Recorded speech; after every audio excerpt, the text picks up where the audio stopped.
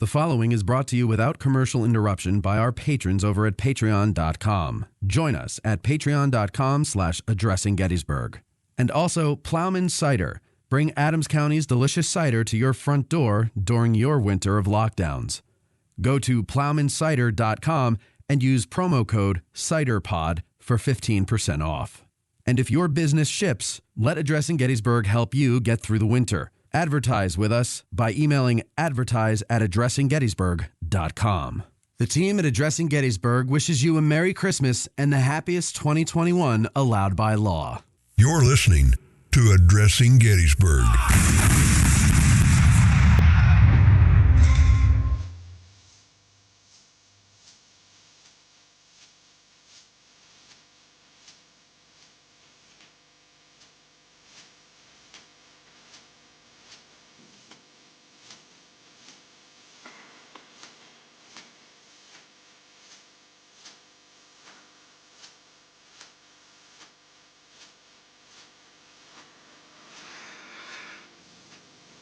Thank you, Peanuts Kids, the Peanuts Choir,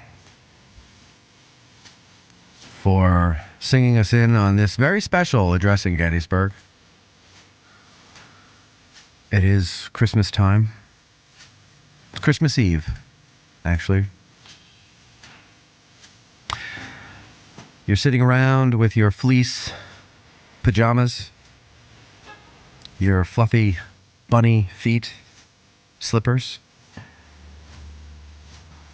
snuggling on the couch by the fire with someone you love. I wonder what it's like. It's been so long.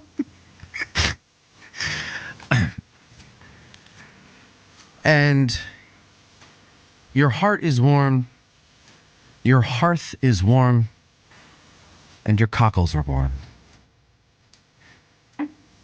But what if you were a Civil War soldier during one of the Christmases of the war? Who would be keeping you warm?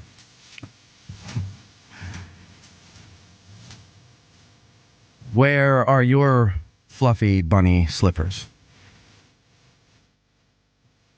Do you have shoes at all?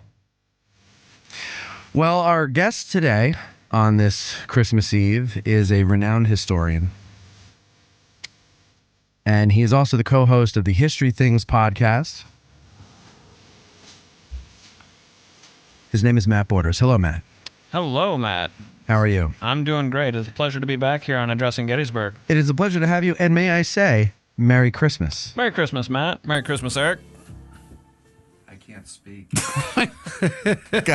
Go ahead, Eric. Say it. Frohe Weihnachten. Ah, what would you say? Frohe Weihnachten. Aha. That's even better than what I thought you Very said. dramatic. It is very dramatic. Very. And, but no, so here we are sitting here on Christmas Eve together. We've got the fire going. And well, the fire is a camp heater. Yeah, but, a little That's propane okay. heater. Yeah, it's a propane heater, but still. It's putting out heat. That's what's important. Exactly. It really And there is an orange glow like a fire would have, so, leave me alone. Set in the mood. But as I pointed out in my marvelous introduction, that the Civil War soldier, he might not have had such a lovely Christmas time. Wouldn't have had a wonderful Christmas time, if I may quote the great British philosopher Paul McCartney. So let me ask you, Matt, as a historian, what was the Christmas experience like for the 19th century American?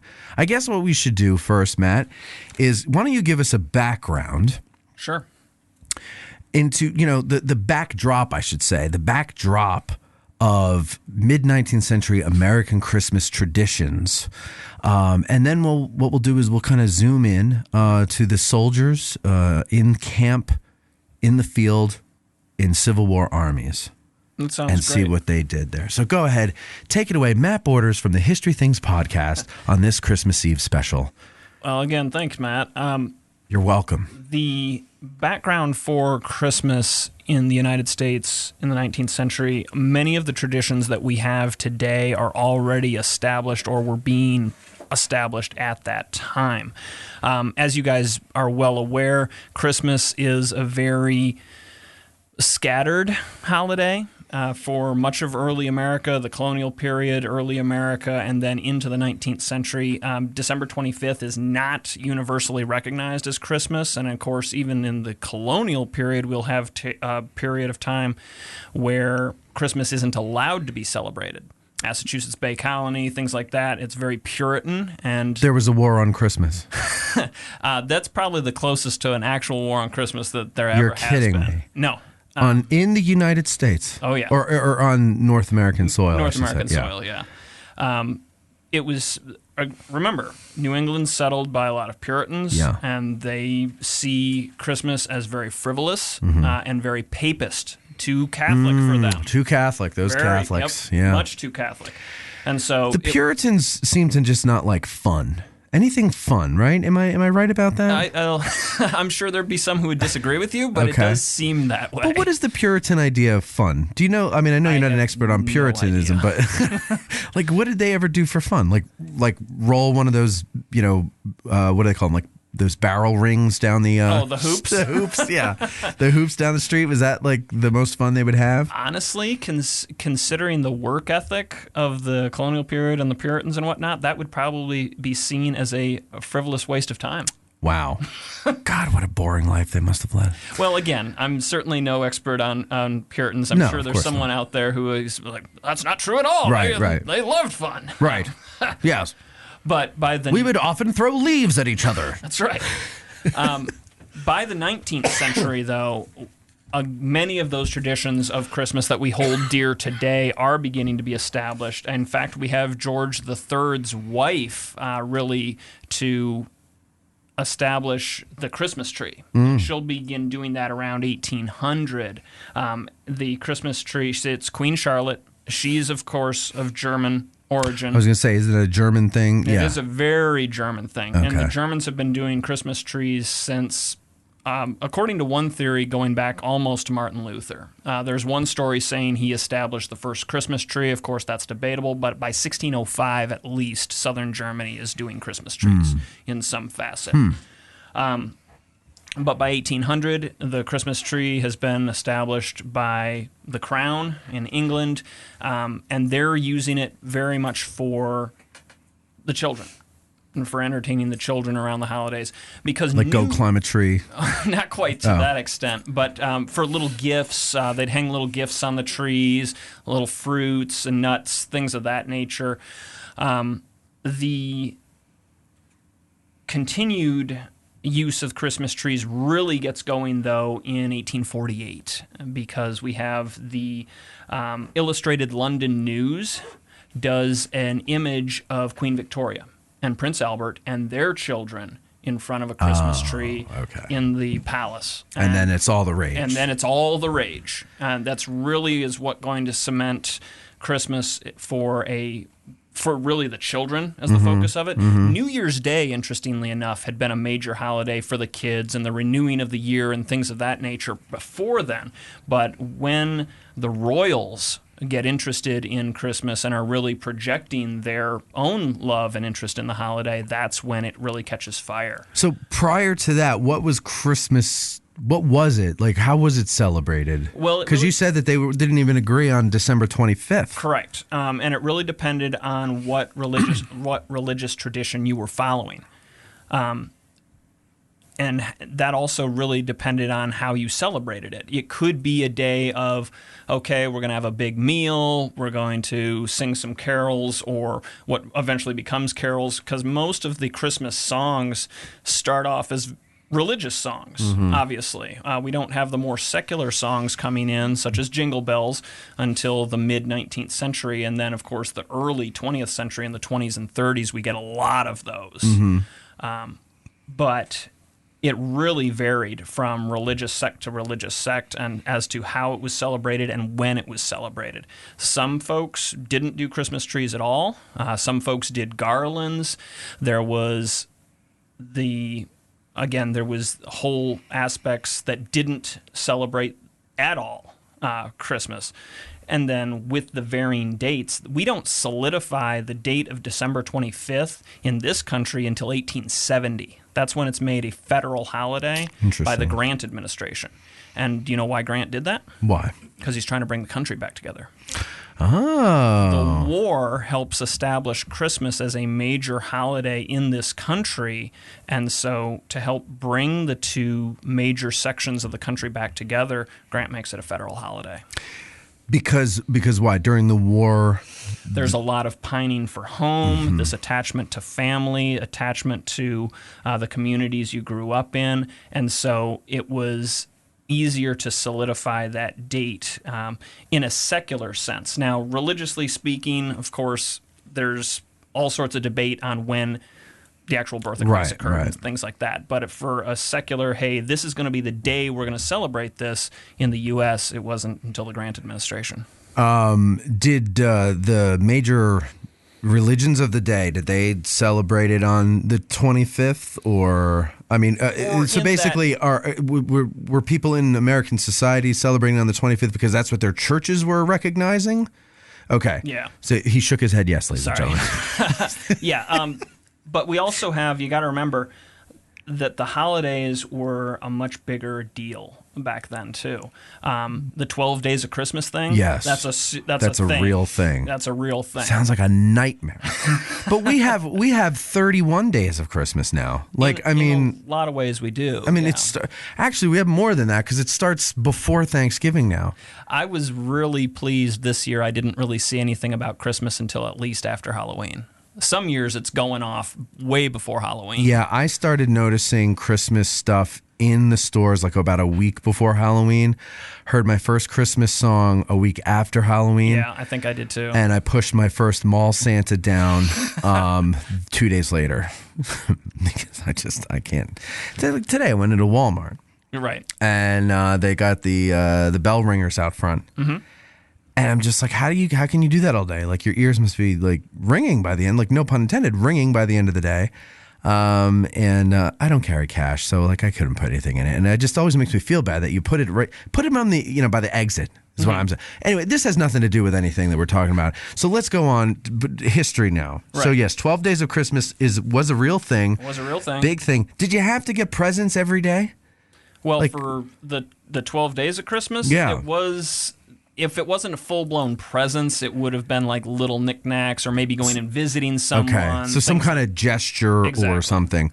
Because, I mean, poor people couldn't do 12 days of presents, so it had to be a rich thing, right? Or I guess that's why it was presents or gesture or something like that. Yeah. Like trick or treat. But, so go ahead. Well, I was just going to say, we're also beginning to establish in the early to mid 19th century, a lot of the, and forgive the term, but almost holiday mysticism around it. You've got things like Santa Claus? Like Santa Claus is being developed. A Visit from St. Nicholas, or as we would better know as The Night Before Christmas, that's first published in 1823. Okay. Mm-hmm. Of course, the author doesn't take credit for it for almost 10 years, but that's first published in 1923. A Christmas Carol by Charles Dickens, or 1823, excuse me. A Christmas Carol by Charles Dickens comes out in 1843, so 20 years later. So now we're bringing in not only concepts that we would be very familiar with in a modern sense, Santa Claus, Scrooge, the anticipation of Christmas Eve, that sort of thing. But these are being set up before the Civil War. Now, when it comes to the Civil War itself, we do have this movement into some of the more secular aspects of Christmas with Santa Claus. 1862, of course, the famous Harper's Weekly issue it's actually January of 63 it comes out, but it's the 1862 December issue of Harper's Weekly showing Santa Claus in a very patriotic... Was that the Thomas Nast? Thomas Nast, exactly. Yep. Yeah. And Nast's description and illustration of Santa Claus is based heavily on the a visit from Santa Claus or the night before right. Christmas description. Of course, Coca-Cola would later take that in the 1920s and run with it as the Saint Nick we have today. But I was just reading in prep for this the other day. Apparently, Thomas Nast decided to make the North Pole as Santa's hangout and workshop space after the Civil War, specifically so he couldn't be used for nationalistic purposes. Oh, interesting. Yeah. Oh, I thought that would have been so nobody could go and find him. Well, that's probably true, too. Which, of course, it's ironic because we use Santa Claus as a nationalistic symbol in both world wars as well. So, yeah. But like I said, many of these traditions and even some of the mysticism and the fun secular aspects are really being established before and during the war itself. Like what? Like mistletoe? Like where does that? Do you know where that comes from? The hanging the mistletoe and mistletoe's poisonous, so I really don't know where that comes from. Mistletoe's like an old pagan tradition. So that's something that we carried over from the. Yeah, if I remember correctly, it has something to do with Yuletide, which is like a Scandinavian midwinter festival. Mm-hmm. Okay. How about caroling? Caroling actually develops again in this same period as well. The original Christmas songs, like we were saying, are very heavily religious songs, usually done in service, but caroling develops as a way to make it more fun. And again, this kind of movement towards the kids and things like that. And we start seeing that, again, it starts in Europe, especially England, and then it jumps the pond. Speaking of caroling, what Christmas carols that people are used to today were around back then, maybe already in existence or written during the war or whatever? Again, we're providing a backdrop here so that we have an idea of what the soldiers' world looked like. Well, and we were talking about this a little bit earlier. Silent Night is going to be out by this point. Now it's going to be sung primarily in German. It's a German song. Yep. O Tannenbaum, same idea. German song. German song. Now, what came first, O Tannenbaum or Maryland, My Maryland, melody-wise? O Tannenbaum. Yeah. Oh, yeah, definitely. Okay, so Maryland, you stole... Absolutely, they did. Yeah. Yep, absolutely. Good thing, talk about copyright infringement. Well, go ahead. The national anthem. Yeah, that's another British one. drinking song. Yeah. That's the beauty of traditional. That's right. Whenever you see traditional, it means I can steal it. That's really what that means. Okay, so Remind me to never write anything and have it to have traditional in the title. Jingle Bells, possibly one of the best known but most annoying of Christmas songs. 1857. 1857, 58, right in there, exactly. Yep. So a lot of these songs...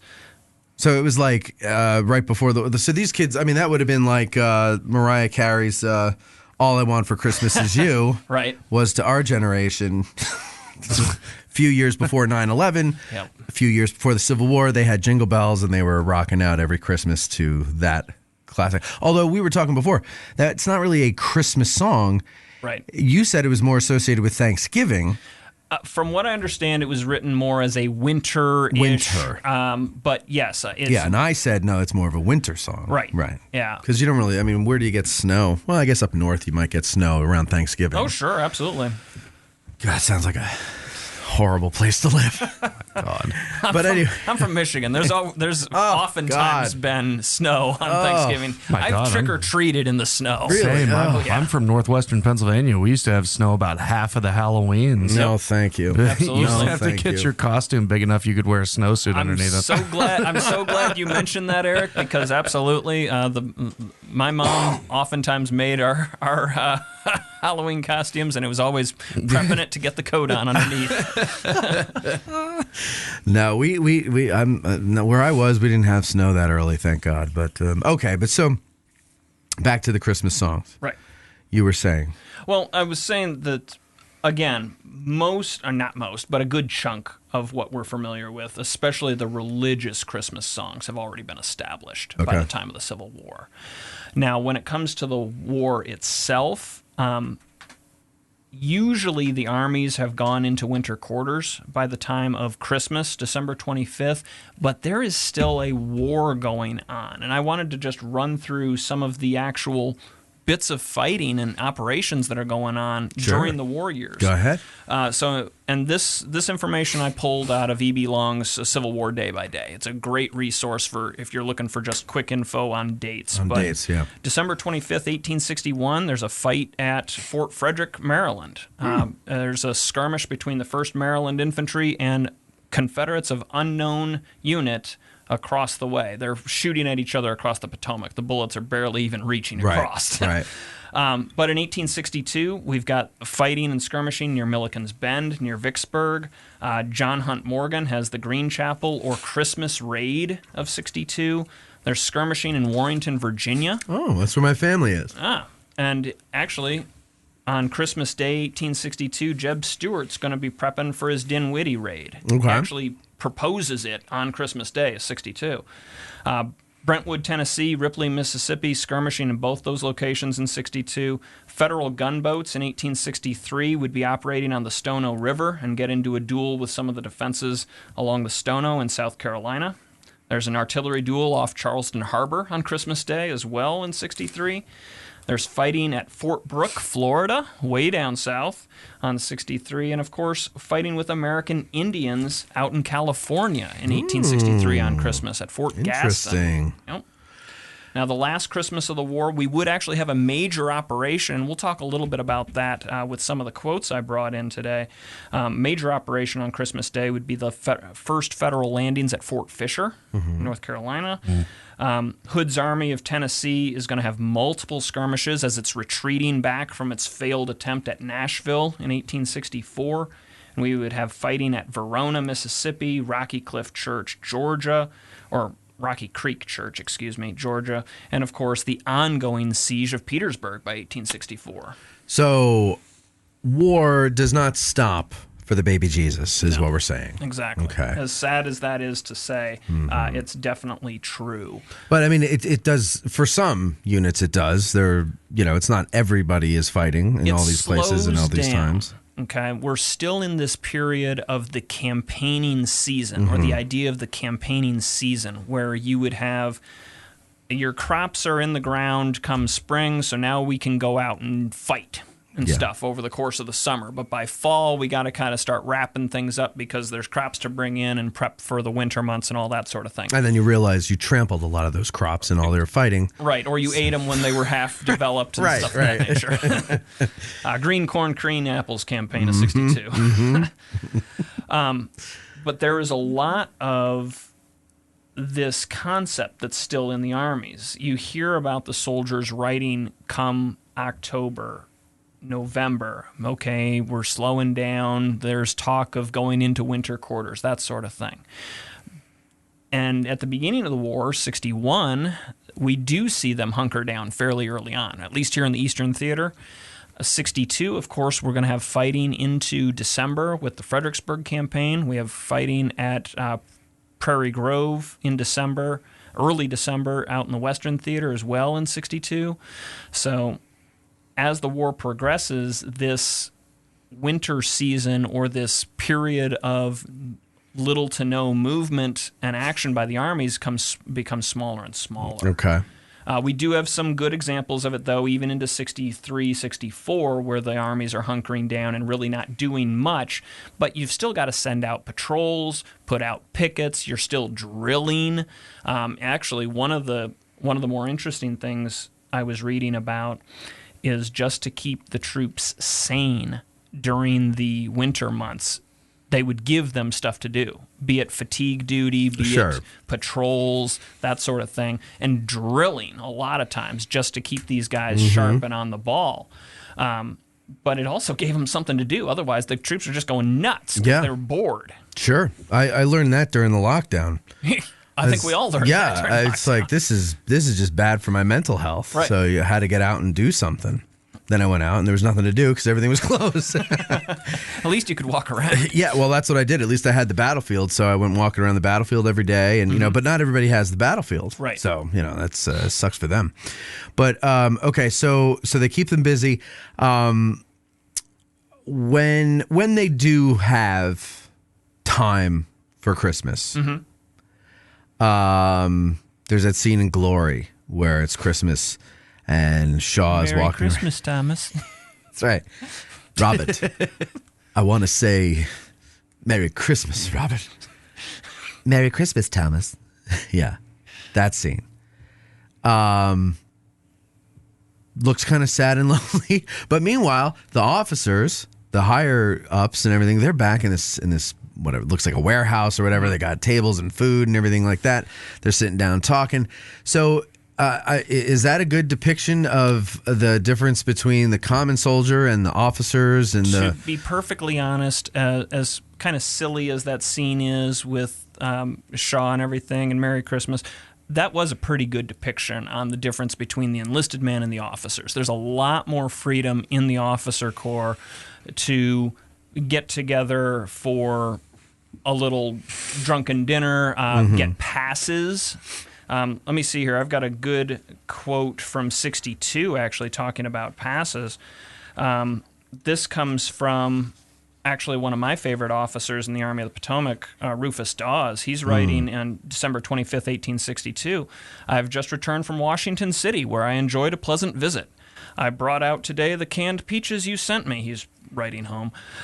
"They were pronounced magnificent by all of our mess at our Christmas dinner." So he got a couple days to go on holiday, right, essentially, to the Capitol. And he he went to a potluck dinner, basically. Right. Yep. Brought his canned peaches, and everybody's like, well, that's pretty good, Dawes. That's yeah. right.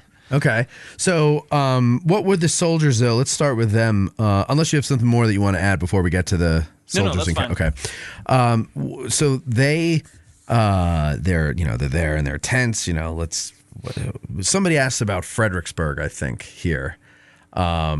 Which is was that 62? Let's see. Blah, blah, blah, blah. Well, here, let's just do this. Why don't we do this here? Scott Fastnack asked, can you describe life in winter camp in general? How did they keep the troops? So you already touched on that one there. A little bit. I can talk a little bit about the development of winter camps too, if you want. Go ahead. Yeah. But basically, going into winter camps is going into a semi-permanent state. Yes. Okay. In 61, we oftentimes had the big Sibley tents and things like that are being put up, the things you can't necessarily haul around on campaign, or the big A-frames and wall tents. The Sibleys are the big round, look like teepees kind of. Yeah. Yep, exactly right. Okay. And they've usually got their own special stove and everything else. Right. You fit between 12 and 20 people. It's a big production to carry one of those things around. It absolutely is. Yeah. But there's also a lot of building going on, and we see this throughout the war. Whenever the armies hunker down, they begin building little cabins. Yes. Okay, there's some really good images of the Centerville encampments out of 61 that you can find on the National Archives or Library of Congress, and they're little cabins for the Confederate Army with shingles and everything. This is, of course, before the dog tents and stuff had come out, and so they were actually having to roof their cabins. Mm-hmm. Now, as the war progresses, they're going to have a little bit quicker turnaround on some of those cabins, because what they'll do is they'll dig into the ground, build up the sides to 3 or 4 feet, and then they'll put their tent halves on top of it, the shelter halves, making little roofs that way. Mm-hmm. It's not perfect, of course. They've got to mud their own cracks and crevices with mud. They're building little chimneys for themselves out of barrels, bricks they can confiscate, mud and sticks. Yeah. So there's a real ingenuity with these men to stay warm and as comfortable as possible. There's some great examples of Confederate troops building their cabins, and the one gentleman wrote that they filled up the bottom about 10 inches with just dry leaves, and it kept them very comfortable, along with the stove that they'd built in there. Mm-hmm. A huge fire danger, of course, but it's that or freezing your tail off. Right. But these encampments are very large, because it's oftentimes the armies going into camp for several months, and they will denude the landscape around them of trees. And there's some really fascinating studies and images that have been done showing how much environmental damage the armies actually Quite do. a few from Falmouth, winter Yes. 62, 63, aren't there? Yeah. Yes, absolutely. The Army of the Potomac, when it's camped out in Falmouth, it does attempt to move on, of course, as we know, the failed Mud March. Yeah. But then it comes back to Falmouth and has to dig in and go back into its cabins. And there's a lot of accounts of those troops coming back from the Mud March, and somebody else has taken over their cabin, and they're pissed off about it. Yeah. I don't blame him. I'd be pissed off too. Yeah. Just marched in the mud, and Confederates are laughing at me, and then I come home and my cabin's taken over. Right. You got to go build a new one. Yeah. So they've got these semi-permanent encampments that are there for the winter. They're drilling. You know, there's probably some light duty in the field that some units have to go through. I mean, like you say, you have pickets out. Right. The war has not stopped. Right. Just because it's winter, the war is just taking a breather. But still, there are operations that go on. I mean, the Battle of Fredericksburg takes place in December. Mm-hmm. It's cold. It's winter. It's not, the middle of summer. So, but when Christmas does come and they do have time to do things, what is it like for the average grunt and his buddies? What are they doing? What are the things that they did to try to make it feel like home as best as they could, or just, make it seem like not another day, just a special day? Well, oftentimes that would be relating to food. I mean, huge surprise. Everything's food-based. Sure. The Army's always interested in getting better grub, and the holidays are really allowing them to do that. A couple of good examples that I have here is, let's see, this comes from Private Lorenzo Vanderhoof of Company K, 8th Ohio Infantry. This is from December 25th, 1861, so right at the beginning of the war. Little else but Merry Christmas and thank you was heard until 8 o'clock a.m., when Captain Pierce and Lieutenants Fritz and Shaw purchased and gave to each a half can of oysters. There was got yourself some oysters. There was no drill nor dress parade, and the day was spent very pleasantly. At 5 p.m., I was detailed to guard the artillery, which was new at this fortification. While sitting by the picket fire, I could but compare that evening with previous Christmases spent. Okay. They're getting little things. There's a comment. Little hints of home. Little hints of home or is a hints great of way to comfort. put it. There's another one. They'll actually decorate the camps in many cases. There we go. This is from Alfred Bellard of the 5th New Jersey. In order to make it look much like Christmas as possible, a small tree was stuck up in front of our tent, decked out with hardtack and pork in lieu of cakes and oranges. And again, that was December 25th, 61. In lieu of cakes and oranges. So were cakes and oranges a traditional thing to deck out a tree with? Little fruits, candies, candles. Yes. That's where that's the lights a fire are. hazard. And also, a very good friend of mine who's one of our longtime research volunteers at Monocacy has done a lot of work on early lanterns. Like paper lanterns were also very popular for lighting a Christmas tree. Okay, another big fire hazard. Yeah, absolutely. But they would be using colored paper and getting all these different colors and things. Okay. Yeah. That's very so. The tradition of lighting the tree with candles or lanterns or whatever. I mean, I would imagine you would do that, but you would all be in the room, and the minute everybody's like, "Okay, we're going to go in the other room for something," you blow out the candles, right? Well, I would hope so. If you look at the original German tradition of a Christmas tree, Okay. it doesn't even go up until after the children go to bed The night before. Christmas on Christmas Eve. Yeah. And they don't keep them for like a month and a half in the house. Right. They're there for a few days and then they're gone. Yeah, that's a difference too. Is we have a season of a tree. Right. Thanksgiving's over. Yeah. Okay, let's get the Christmas tree and let's get exactly. that. And then you take it down after New Year's. It's like a whole McGuire month. did that. Pat Did he? McGuire threw his tree up, I think, either the day of or the day after Christmas, God, Thanksgiving. that's too I- much. Pictures. Yeah, I poked him about that. I'm like, dude, it's too early. Seriously. Like I just put When mine did- up yeah. this week. This week. There's At lights least on it's it. I haven't December hung now. anything up on it. Yeah, what? I don't even know the date. So it's But the week of the 6th is what we're recording this in. So okay, but that's reasonable though. But like in my family, the tree doesn't come down until the day after April. Little Christmas, which is January 9th. Yep. What is it? Little January Christmas? 9th. Yeah, it's the Feast of the Magi. Mm-hmm. So within the Roman Catholic Church, it's That's where a lot of the Christmas, the present giving. Yeah, it's a feast day within the Roman Catholic Church, but in the Eastern Orthodox Church, that's when they celebrate Christmas. Right. It's January 9th. Oh, so your family's Eastern Orthodox? No, we're Roman Catholic. So what? So why do you? What is the? It's still a feast The day. Feast of the Magi. Yeah, I grew up Roman Catholic. I never heard of You're a that. horrible Catholic. Oh, believe me, I know. Well, we got 3 Catholics on the microphones right now. Yes. Or folks who at Oh least my grew God, up it's Catholics. a whole room full of papists. Yep. And as you guys know, I mean, there's feast days for everything. Everything. Yeah, there are. Every Yeah. saint. Yeah. And so, New pair of boots feast day.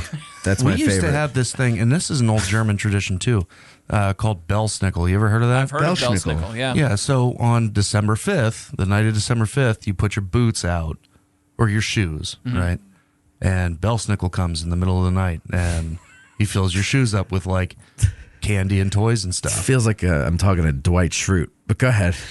Well, and that develops into the stockings. Yeah, it does. Yeah, that's what develops into hanging your Belsnickel. stocking. But December 5th is the Feast of St. Nicholas.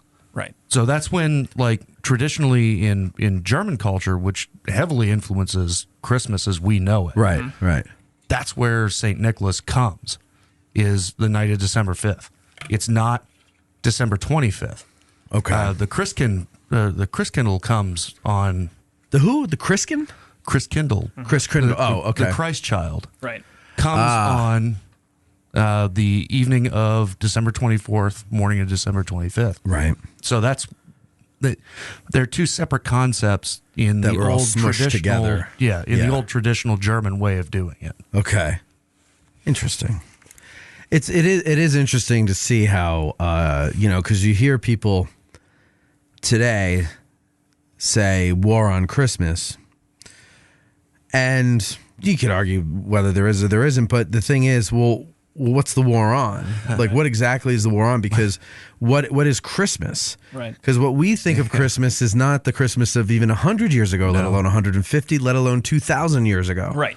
Exactly. We've been busily commercializing and Yeah. secularizing Christmas for at least a If century anything, and a half the now. war on Christmas started with Coca-Cola. Sure. Or, so like we were born into the war on Christmas. The war on Christmas is so they're right in that sense.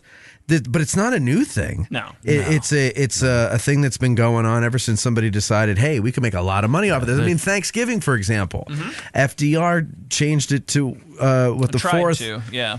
Well, he originally was observing it on the 5th, or the final Thursday of November, like everybody before him did.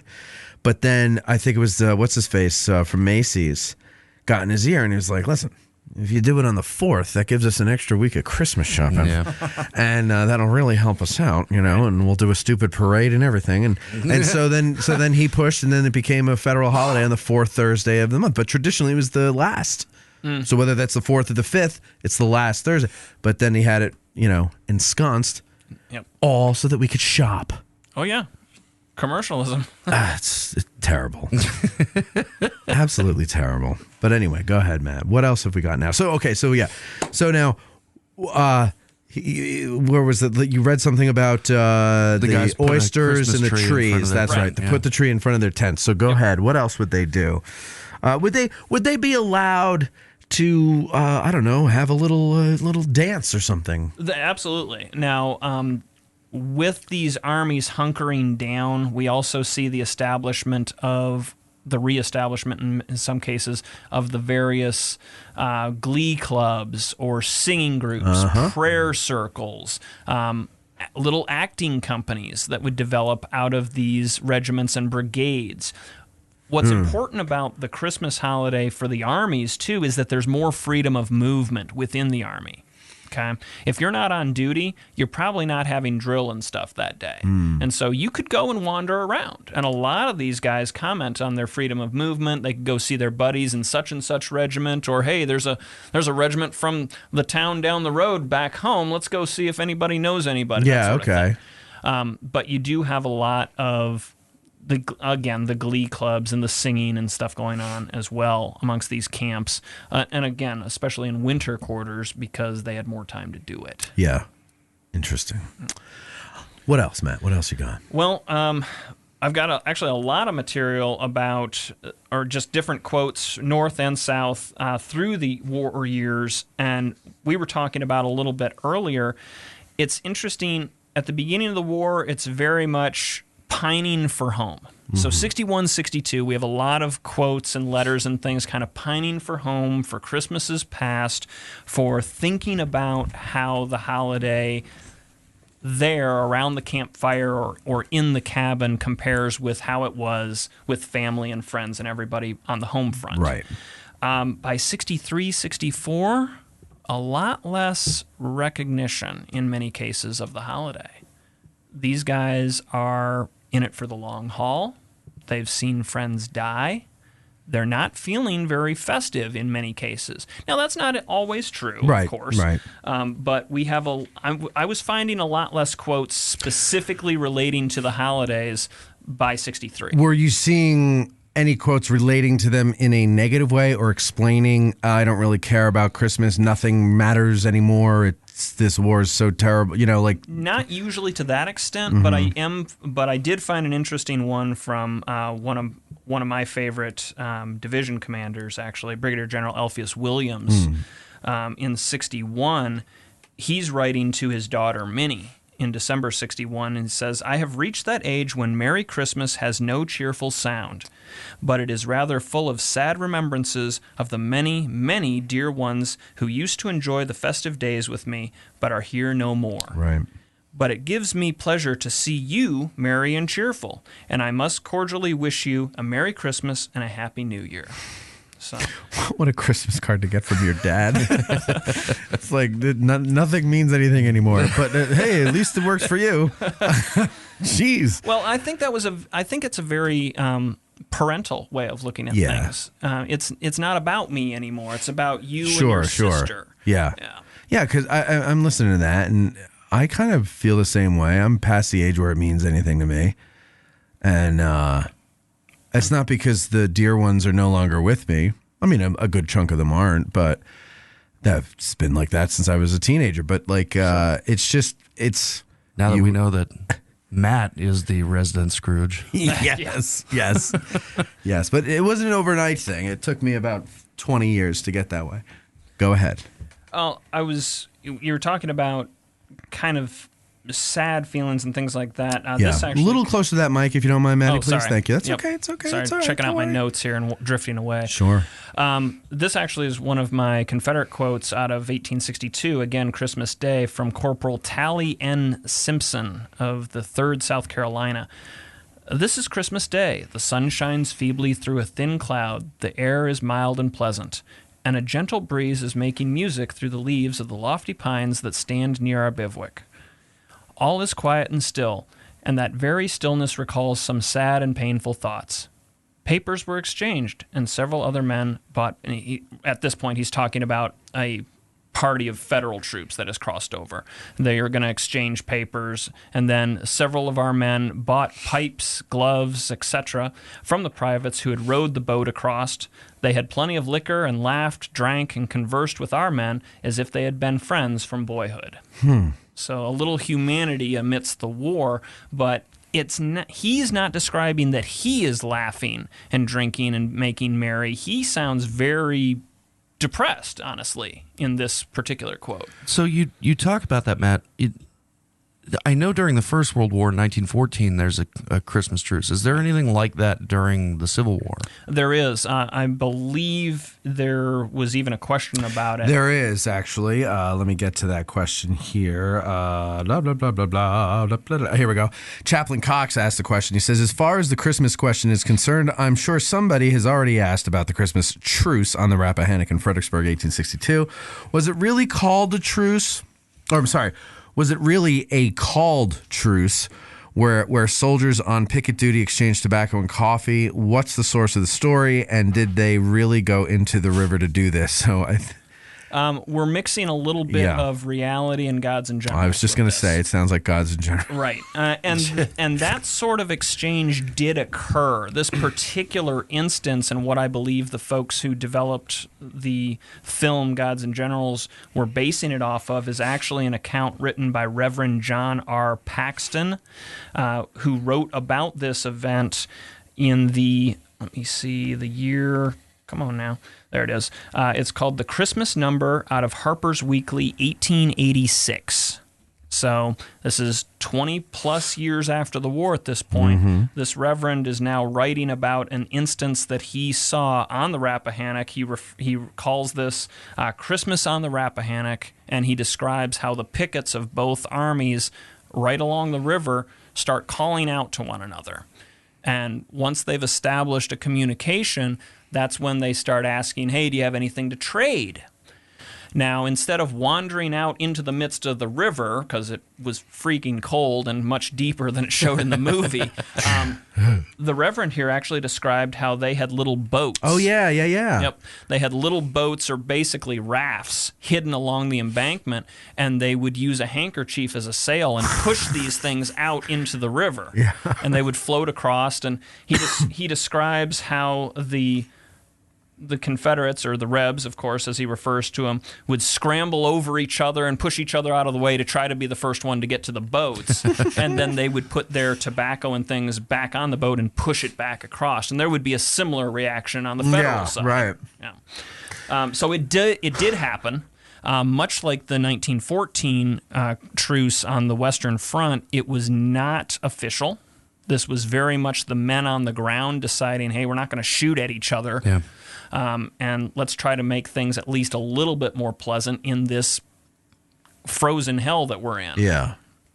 So that's where the truce on the Rappahannock comes in. Again, it was played up a little bit in the novel and the movie Gods and Generals, but the overall idea is still there. Right. Yeah. I remember seeing Gods and Generals, and I go, wait, this seems familiar, but there's something different about from what I heard, and I forgot. It was the boats. Right. Yeah. Yep. Yeah, he talks about how they'd actually hidden their boats underneath the embankments of the river, so the officers in charge of these picket details wouldn't find them, because that's fraternizing with the enemy. Mm-hmm. So yeah, it's a very interesting story. There's a really good write-up on it for those of you who are interested on the American Battlefield Trust website. Do you happen to know, in those situations where they would do that, were there any instances that they discovered of spying or information sharing or any kind of treacherous deeds being discovered? Not that I'm aware of. And in this case with the boats, it would have made that a lot harder to do, to get information out of one side or the other. From what I understand, it's very much, this sucks. Everybody recognizes this sucks. Yeah. Let's just try to make the most of it. Right. Because there's that one, I think it's around Fredericksburg, there's that one little vignette about Jackson going down to the river to look. I think it's to the river. Yeah, to look across and everything, and they could have shot him. Right. But they didn't. Well, and they mention in this, because it would be simply murder. Right. Well, they mention in this story that the Federal pickets hear cheering on the other side of the line, and they're thinking, well, maybe it's a Christmas thing, and they yell over what's going on, and they say it's General Jackson's rode by or something like that. And the Federal pickets go, hurrah for General Jackson. It probably wasn't the most enthusiastic hurrah, but they were at least they were showing a camaraderie of sorts amongst men in arms. That's what's so weird to me. Those stories about you come across any kinds of any stories of humanity and kindness being extended across the lines or to an enemy, and I don't get it. Like how you can then move on from that and try to kill more of them. Well, it's interesting that you brought up 1914, Eric, because there was a similar instance on the Eastern Front 2 years later, in 1916, where the Russians tried to have an Easter celebration with the German troops across the line. But the problem is that the Protestant Catholic Germans celebrated Easter at a different date than the Eastern Orthodox Russians. And so it was like 2 weeks after when the Germans had celebrated Easter. And so the Russians get out of the trenches and they're like, hey, let's party. And they're like, and they very quickly get back in the trenches. My God. Yeah. Well, okay. Well, but the Germans and Russians are a different story. But go ahead. Yeah, sorry to get off topic. It was just an interesting. No. A lot around yeah, here it's fine to get off topic, but. But what's so we were talking about the boats going across and everything like that. And this again is a good. Sorry, I drifted away. It's there. okay, man. Is a good example of the difference between the officers and the enlisted men, because the enlisted men. Yes, they've got more freedom of movement. In some cases, they're getting a good meal or at least better rations for the day. But the officers are usually in a pretty good position to either get a furlough home in some cases. If you're an officer, you can always apply, or it seems that you can always apply for a furlough. Okay, enlisted men, you're out of luck. Unless you've been wounded or you're particularly sick or something like that, you can sometimes get a furlough home. Or if you're re-upping. If you've gotten your veterans furlough, that's a 40-day furlough that we see in 63 and 64 for some of the veteran regiments. But you're not going home for Christmas. Let's put it that way. Officers oftentimes did. And we see anything from a couple of days to 2 months. In the case of Colonel E. Porter Alexander, 1863, they were just off the Knoxville campaign. They are prepping for winter. He's just got his winter quarters built there in East Tennessee, and then he gets an idea in his head. Why don't I go home?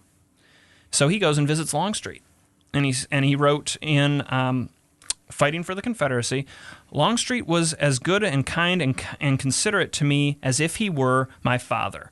There was no prospect of any fighting for at least 3 months. I had a pair of twins at home which I had never seen. Wouldn't he let me go and see them? The next day, Christmas Day, I rode to headquarters and came back the happiest man in the world with 60 days furlough in my pocket. Wow. Yeah. So 2 months. And then it goes into how he got home and everything else, and the wild ride he had to do and the various trains and things like that. But oftentimes these officers can get away from the camps for a good chunk of time.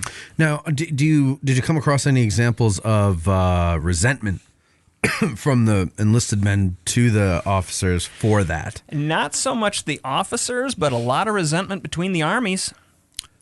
Go on. Yeah, I've got a couple of really interesting quotes about that, actually. Here we go. This comes from the 61st Illinois. Okay, so they're out west.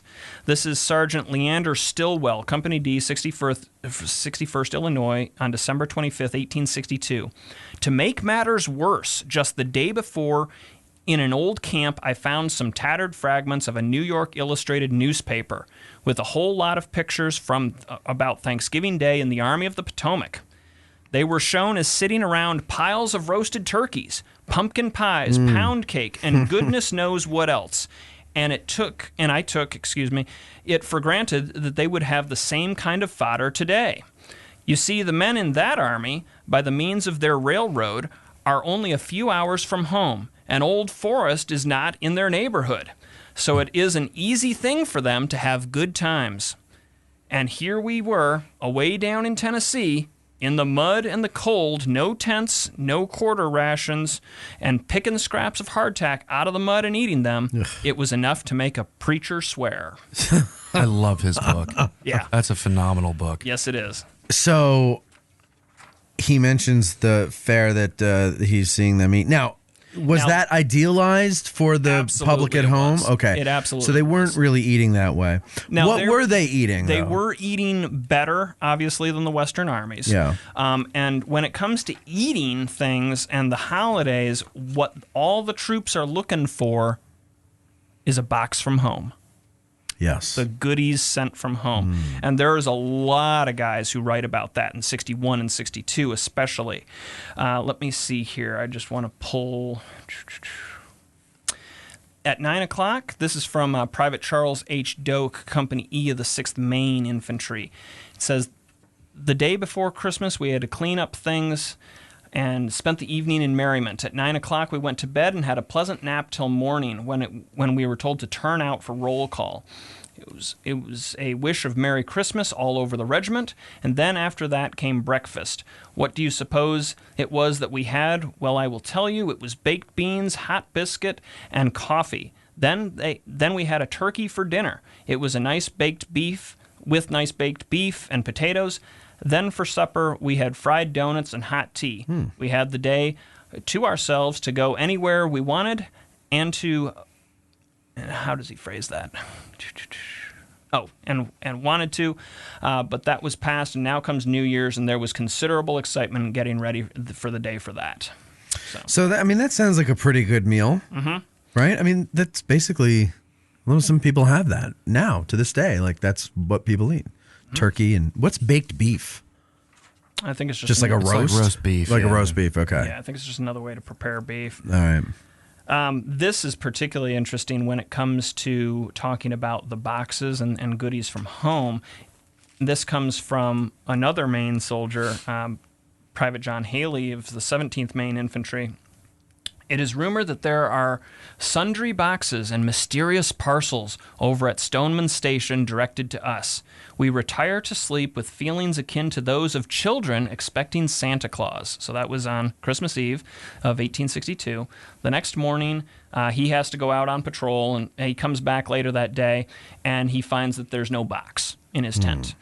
My mental thermometer not only plummeted to below zero, it got right down off the nail and lay on the floor. Fortunately, it was his tent mate playing a gag on him. He sees how distraught he is and pulls his box out from underneath where they were sleeping. Okay. And he goes into merriment about all the goodies from home. The boxes are fascinating because...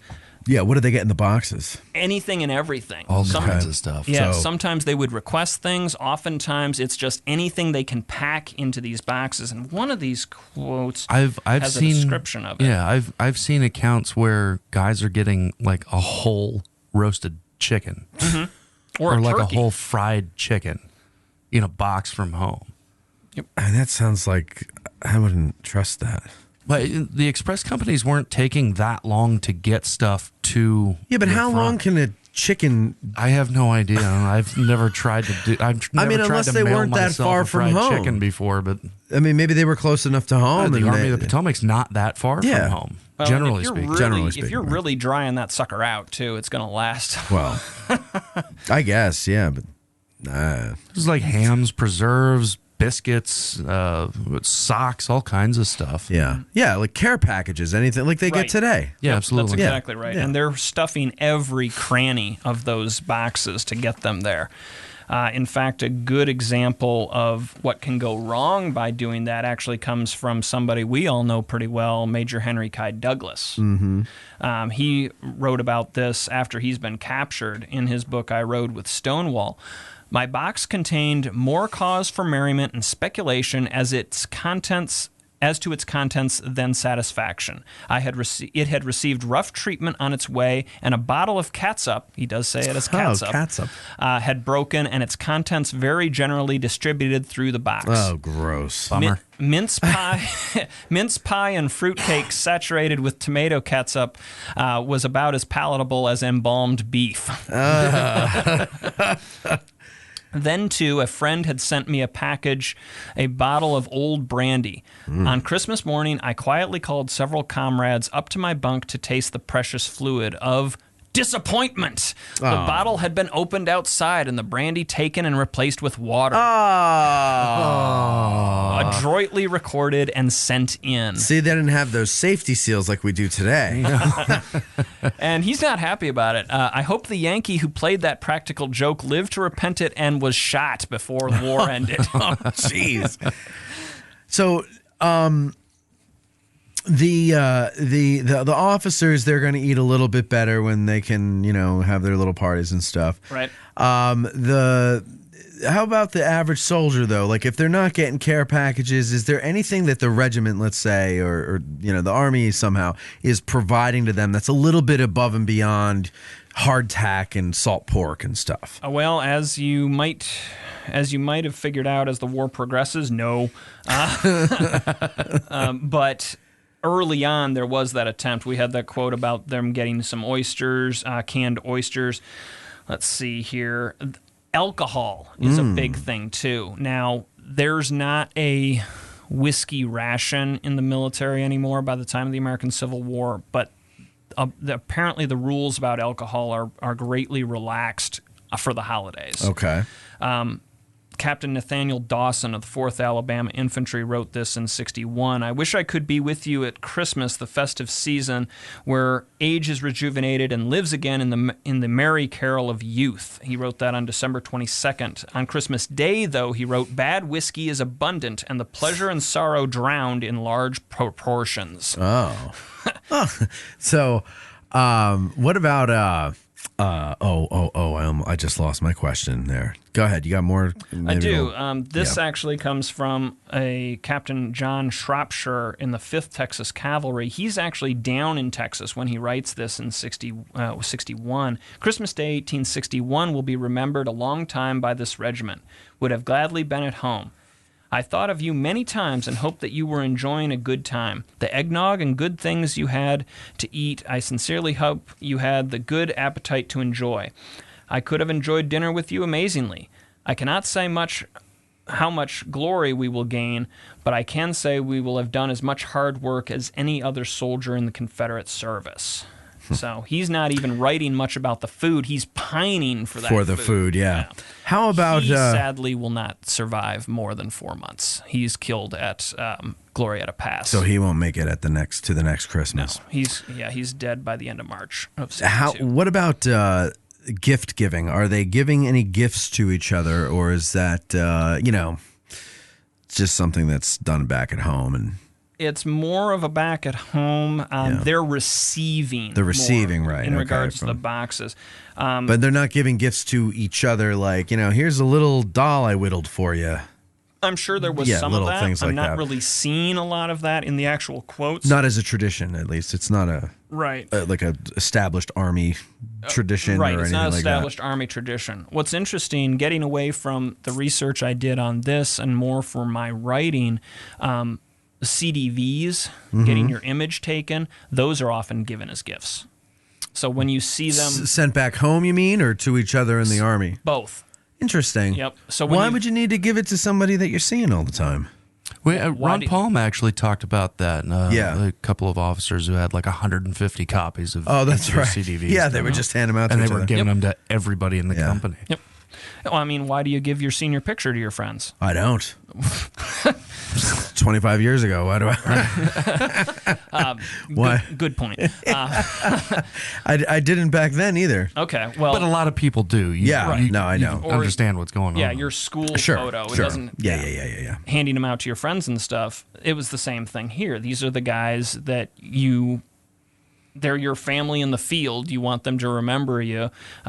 And so they would oftentimes have copies made. You were buying CDVs usually by the dozen. Mm-hmm. So you might as well give them out. Right. Yeah. Exactly. And so those that are signed like yours truly, your comrade, that sort of stuff, they're usually gifts. Sure. Okay. Interesting. Yeah. All right.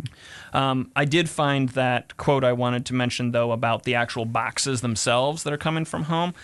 This is a classic work, comes from John Billings of 10th Massachusetts Light Artillery, Hardtack and Coffee. Yeah.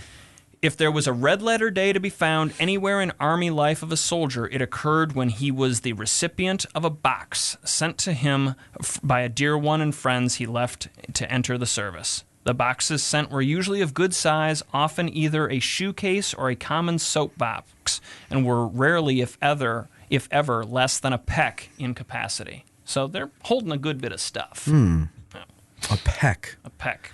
A bushel and a peck. That's right. I meant to look up the actual measurements of what a peck was. Well, here, we could do that right now. Let's do that while you're talking. I'll look that up. Peck. No, not Gregory. That's right. Okay, here. Let's see. Peck of a bird, no. A stroke or butt, no. Food.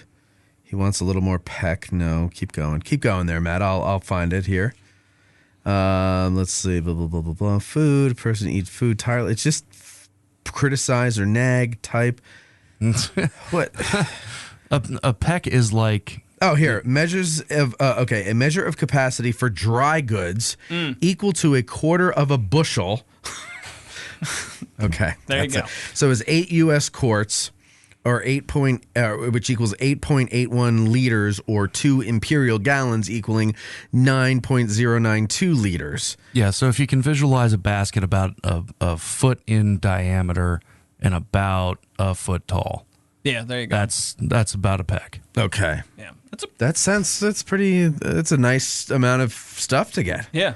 And they would, like I said, they would pack them full. My as best they grandmother could. used to sing this song to me. It went, I love you, a bushel and a peck. But she would say, I'm going to squeeze your dirty little neck. And I don't know if that's the actual words or not. No, that's not. No. But my whole life, I've always thought that was it. Your grandmother What are sounds the actual awesome. words? I love you, a bushel, and a peck. A bushel and a peck, I do. Not Though anything about though you make wringing my your- life a wreck is also one of the lines. Yeah, in there. you get in there. Okay, well, that's kind of like... Yeah. So she just skipped the wreck part. She's just like, I'm going to squeeze your dirty little neck. I'm gonna choke the hell out of you. Another one that I thought was kind of interesting was, again, the kind of hard feelings that develop between the armies. This actually comes from Corporal Rice C. Bull of the 123rd New York Infantry. He's done the long walk through Georgia with Sherman and the boys. The men of our army had a lean and hungry Christmas in Savannah, while the armies nearer home in Virginia and Tennessee were having their turkey dinners, furnished and forwarded them by the people of the North, again the boxes. We are at Savannah, where so far away we could not be reached. We had boiled rice, Georgia fresh beef that was left from those driven along with us on our march through the state, and coffee. So when you say between the armies, you're not talking between northern and southern armies. You're saying within the fighting force of the United Correct. States Army, the different armies. Yep. So like there's resentment going on Yep. from one army to the other on the same team. Right. Same team, but they're resenting what they're perceiving the other army to be receiving that they are not getting. Yeah. And how is a guy in Sherman's army knowing exactly? Is it from the newspapers and stuff? Possibly. You got to remember too, the 123rd had served elsewhere, so it was familiar with, say, how the Army of the Potomac runs things. Right. So from their own experience, they're remembering last year, and they're like, those guys are having the same thing that we had last year, but they don't know for a fact. They're 20th Corps, are they not? Correct. Yeah, they're over on Culp's Hill, so they're Yeah. You know what, the leftovers of the 12th and 11th Corps that get amalgamated into the 20th. Right. So they know what's going on here. Right. Or at least They know know what they're that missing. there's a lot more possibility that they Oh, could yeah. get that Christmas Yeah. box or that New Year's box or whatever. Yeah. As opposed to way down in Savannah. Right. It has to be hard to be in that situation, and then you have the thing like Christmas. Like I'll tell you, this is the first Thanksgiving, this past one, that I spent away from my family because of all these restrictions and everything. And to be honest with you, it's not because it's not because I was like, oh, I don't want to get anybody sick or anything like that, because like we don't hang around a lot of people. So it was more, I just didn't want to deal with crossing state lines and any schlep that cops might put me through, Sure. to be honest with you. And Thanksgiving doesn't mean anything to me. Like, it's just like, okay, it's a day that I regret eating so much. Why do I want to go through that? You know, and I never regret eating so much. oh, I do. No. Because in my family, what we do, and I keep begging them every year, please, can we not do this next year? and the thing that we do is we have hors d'oeuvres, appetizers. Okay. So let's say the meal's going to be ready to eat at 4:30. Okay. So whoever's hosting says, "Oh, you can come around 2:30." So we get there, and there's plates and plates and plates of hors d'oeuvres. So And of you're course, hungry. and we're hungry because we didn't eat breakfast, so that we had appetite for. So we're eating this, and then okay, dinner's served, and then we go and we sit down for dinner, and nobody can eat, and we just look at the food and we look at each other and we go, oh. And we like politely force a plate down our throats, and then we go, okay, that's it, I'm just done, and we get up and we go, we lay down, we undo the belt. And we sit there when our bellies are hanging out and we could barely breathe. It's very painful. And then Sounds so horrible. it is horrible. And then after about 45 minutes, you could feel your heartbeat in your stomach because all the blood is rushing there. It's like, we've got so much food. They're calling in all the reinforcements. Your body, I mean. And then from the kitchen, you hear, dessert! Who wants pie? And we're all just like, oh. And I go in and and the people are like, they're giving me a hard time because I'm not eating. They're like, what, you don't want any pie? First of all, I'm not a big sweets person, number one. Except for Katie's cookies and everything that she bakes are always really good delicious. job, yeah, and thank her for the molasses cookies that she made for Absolutely, today. those were You got to learn how to fantastic. pace yourself. With eating? Yes. Oh, I can't, and this is why the tradition needs to change for me. This is my point. So then dessert. So I'm like, give me a sliver of a pumpkin pie. My mother's like, oh, come on, you want more. And she makes a bigger one and she puts it on the plate. And I go, Ma, I can't eat this. And so I have like 3 bites of the pie. God bless mothers. God bless them. Yeah, they're great. And so 3 bites of the pie. And I'm drinking my coffee, and that's not helping with the liquid in your stomach. You don't need that either. I wish there were 2 stomachs, one for liquid, one for food, so that it wouldn't all go to the same thing. Anyway, I then end up waking up in the middle of the night because I aspirate my food. Oh my God. I get, what is that called? GERD? What is Dude. it? It's like acid reflux, but I only get it on Thanksgiving because I eat so much, and then it ends up You got to like, learn to pace Your yourself, buddy. strategy is all wrong. my Just eat something for breakfast so you don't gorge yourself. hold on. hors Last d'oeuvres. year, that's what I did. I had a big breakfast, and I still ate all because you know why? The hors d'oeuvres are delicious. These wonderful dips. It's true. I sometimes wish I was a Civil War Well, soldier look on in the bright camp side. during the holidays. At least you didn't have to eat half a can of oysters, canned oysters. Process that. I would eat And canned oysters. Decorate your Christmas tree with hardtack and salt pork. Yeah, well, see, I don't know. I would like maybe 1 or 2 Thanksgivings and Christmases like that, where it's a I can make dearth that of happen. food. We want to do. Hey, you want to do a Civil War style Thanksgiving or Christmas? That would be sometime? cool. I We will should do set that. you up in my backyard with a tent you can move in next week and freeze your ass Let's off do it. until December 25th. And Let's do it. I think this body needs some trauma so that it'll drop about 20 pounds. I'll throw But wait, some weevil-infested biscuits and But my point was not actually to complain about the dinner because I love that we have that and everything. But my point was that this was the first Thanksgiving away from my family, and even though I went to my friend's house and we still had a nice time and it was delicious, no hors d'oeuvres, and I didn't feel full. You didn't feel stuffed. I I'm didn't sure feel you were stuffed. full. I was full, but I didn't feel stuffed, and I was able to enjoy the There you flavor go. of the meal because I wasn't dying. And but I have to tell you, there was a point where I was like, "This isn't right. This doesn't feel right. I'm not with my family." So I can't imagine what these guys were going through. 1, 2 years away, maybe all 4. Right.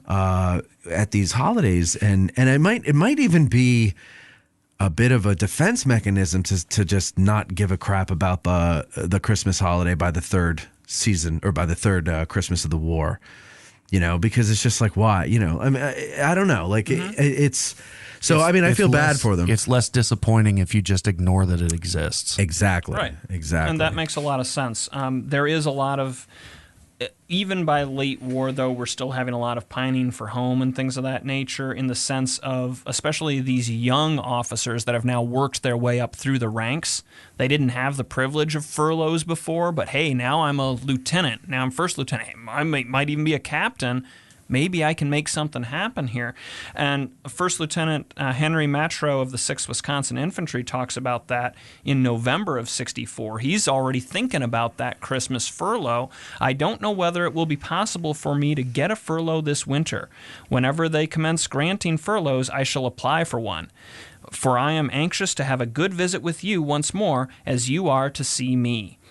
Tell little brother Eddie to be a good boy, and when Christmas Eve comes, maybe I will be old Santa Claus and put something nice in his stocking. So now we've got the desire for getting home, the familyness. We're establishing Santa on Christmas Eve at this point, and the gift giving. So everything's kind of coming together into what we would recognize as essentially a modern Christmas at this point. Yeah, it sounds like it's kind of the start of some of the seeds of the modern Christmas. There's, I think, George Shriver from the Shriver House. Didn't he got a Christmas furlough, right? He was home for Christmas, and I think I remember Nancy talking about that too, and I can't remember if he actually came home for Christmas. No, yeah, I don't know if it was on Christmas, but it was during the Christmas season, I believe, and I think he left right after New Year's.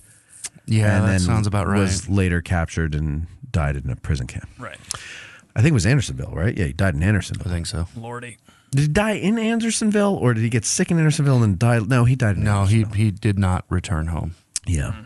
George Shriver, Gettysburg resident. Okay, so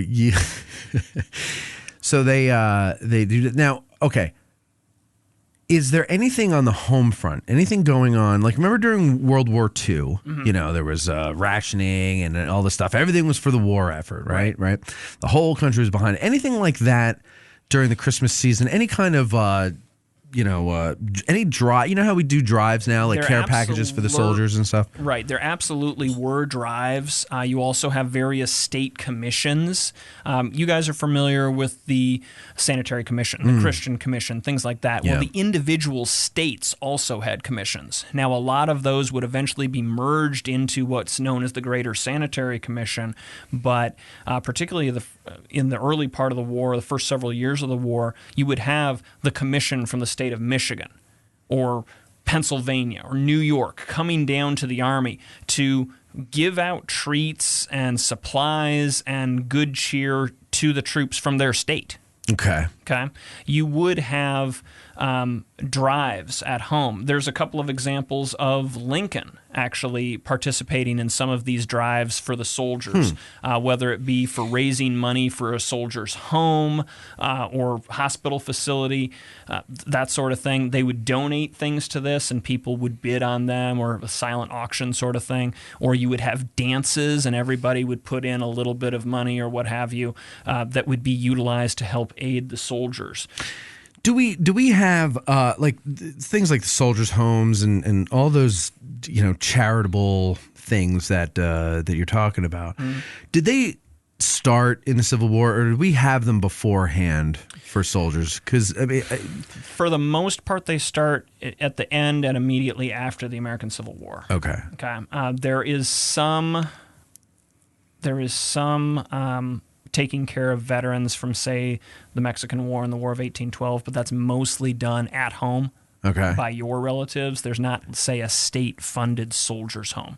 Those really develop after the Civil War. Okay. Because there's just so many of these guys. Yeah.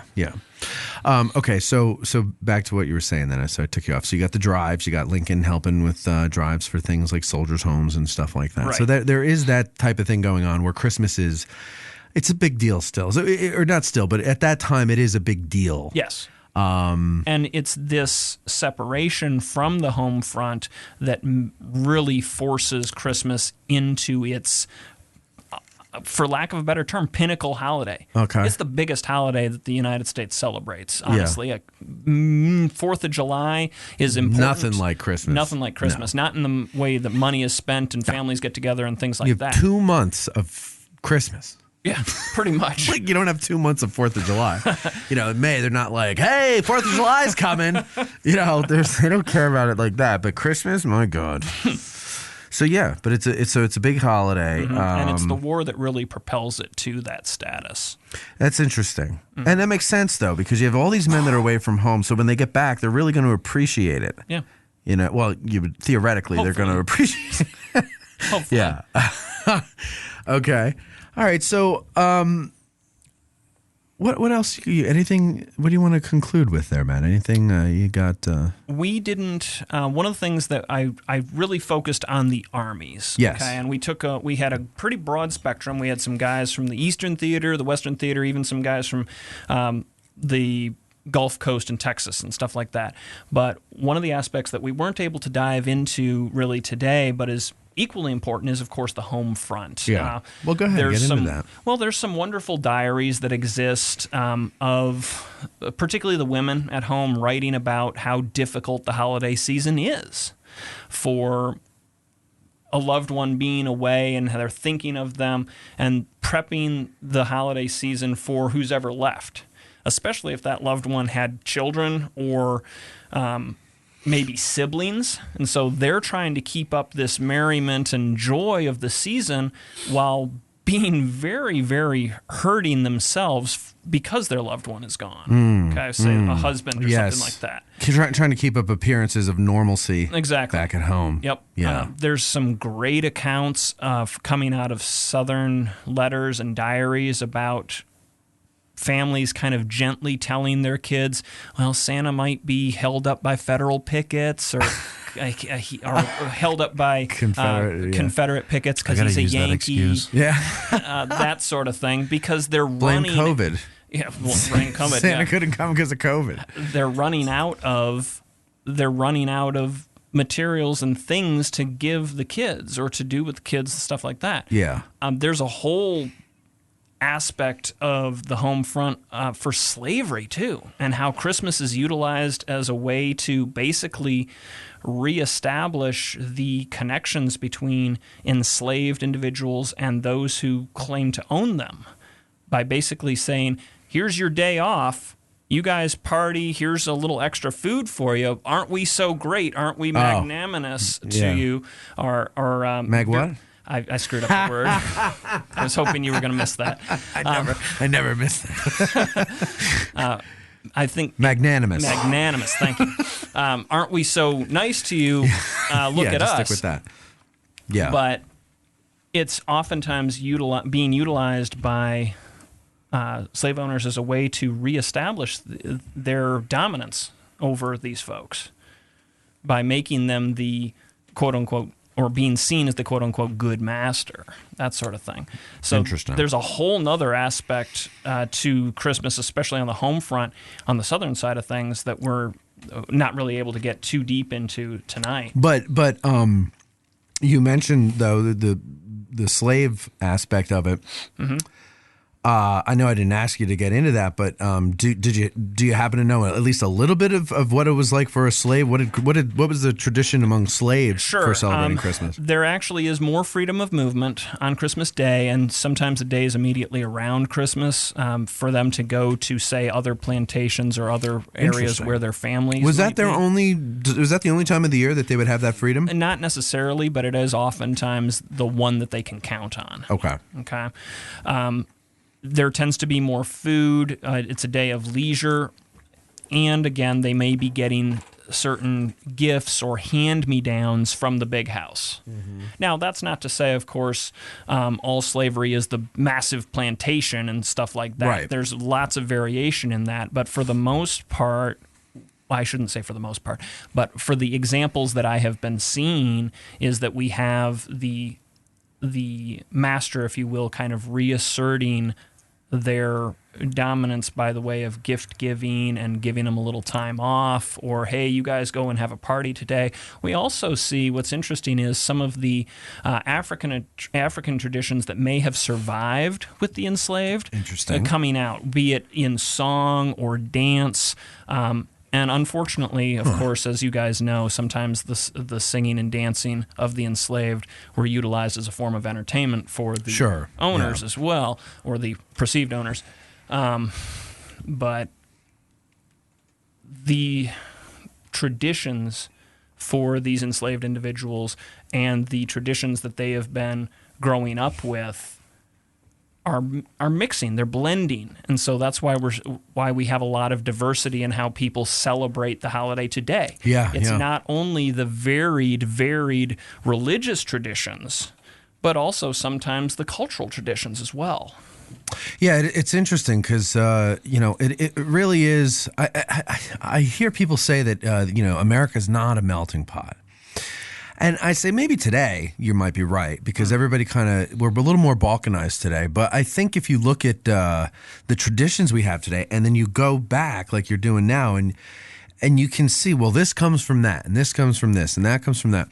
And it was a melting pot. Yeah. And we just take a lot of things for granted and we think that's just the way they always were in this country. But it's not true. Right. Well, and like Eric was saying earlier, so many of those early Christmas traditions that we all hold near and dear are German. Right. Or at least of German origin. Yeah.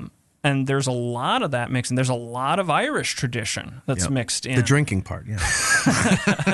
A lot of different cultural influences. And, of course, like we were talking about at the beginning with the royal family, once they start kind of making it known that it's okay to do this, everybody starts doing it. Yeah. Can you imagine at the first Christmas council, they're all like, okay, Irish guys, what have you got to contribute to the traditions? And they're like, how about whiskey? And then that's it. Boom. Like, okay, once again, the Irish are contributing drinking. Thank you, Irish. And the color green. Yeah. I say this as an Irish person. Oh, yeah, and the color green. There you go. Well, Matt, this was a lot of fun to talk about. I like to... It's definitely something different and a great way to dive into the season. So I really do appreciate you guys having me on. Yeah, I had this idea. I wanted to do a little. What was it like for the armies at Christmas time? And I'm thinking, who could I ask that would know this? And I go, well, I don't know who I could ask who would know it, but there's only one person I can think of who would be able to pull it together in like 2 weeks. And I called you or texted you. And I appreciate that vote of confidence. Yeah. Well, listen.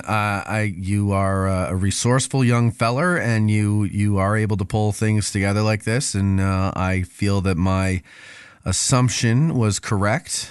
And I mean, for all I know, you could be making all this up. So I don't know, but I don't think so. I think you actually looked it up and tried to cite all my sources. So if anybody wants to know where these came from, well, yeah. I mean, if people want to learn more about Christmas during the Civil War, what are some good sources that they can use? Honestly, I really think diving into a lot of these soldiers' accounts, like the books of the journals and the diaries, are a great way to start. So just any old journal or diary, and hope that there's a Christmas passage, or is there a specific work that's like a collection of all these? There is a couple collections. Okay. There is, I think it's called Christmas in the Civil War. Perfect. Yep. Pretty easy to remember. But there's a couple of those collections that do exist. In this case, I basically raided my personal library for all the journals and diaries that I had to see if there were entries. Okay. And it's honestly, it's one of the easier things to research because you're either flipping to the index, okay, there's no Christmas entry, so let's go to the actual dates. Right. And he jumps over the month of December entirely. Right. Okay, next so one. There you go. There's nothing there, yeah. Well, that's pretty good. So, Eric, you have any final questions or anything like that? About Christmas and the There baby we Jesus? No, not particularly. Civil War? Matt, the name of your podcast is the History Things Podcast. Yep. It's you and Pat McGuire that host it. Anyone who listened to the Ask a Guide that came out the other day was number 27. I said that part of this show today, the musical extravaganza, is going to include Matt donning a Speedo and dancing to It's a Marshmallow World. So I think we're about ready to do that, aren't you, Matthew? Yeah, I'm not doing that. Oh, well, come on, really? You promised. You said you would. Did I? I don't recall that. We have your custom Addressing Gettysburg Speedo. Well, if you have here, that, let's see it. Yeah, okay. It's over there on the bookshelf. Come on, Matt, try it. Here comes Dean. He's going to sing it for you now. It's a marshmallow world in the winter. I'll do the. He's doing it. He's dancing. the happy prospector. It's a wet cream day. All right. He's not going to do it. Matt's too professional to do that. That was just me being a jerk. But anyway, ladies and gentlemen, I hope you enjoyed this. I hope you found it fascinating and interesting, and it will spur you on to go and find some more information about this subject. And I hope you have a very Merry Christmas and Happy New Year. Don't forget, go to the free feed, and 7 Days of Christmas begins tomorrow, December 25th. 7 Days of Christmas, free Patreon episodes from last year. They'll be available for about a month, and then you have to go to Patreon to hear them. That's it. Anyway, Merry Christmas. And, Merry Christmas, everybody. Merry Christmas, everybody. Happy holidays. Thank you. It's a sugar date. What if spring is late? In winter, it's a marshmallow world. It's a marshmallow world in the winter, when the snow comes to cover the ground. It's time for play. It's a whipped cream day.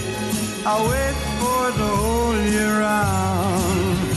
Those are marshmallow clouds made of candy in the arms of the evergreen tree. And the sun is red like a pumpkin head. It's shining so your nose won't freeze. Ah, the world is your snowball. See how it grows. That's how it goes whenever it snows. The world is your snowball just for a song. Get out and roll it along. It's a yummy, yummy world made for sweethearts. Take a walk with your favorite girl. It's a sugar date. What if spring is late? In winter, it's a marshmallow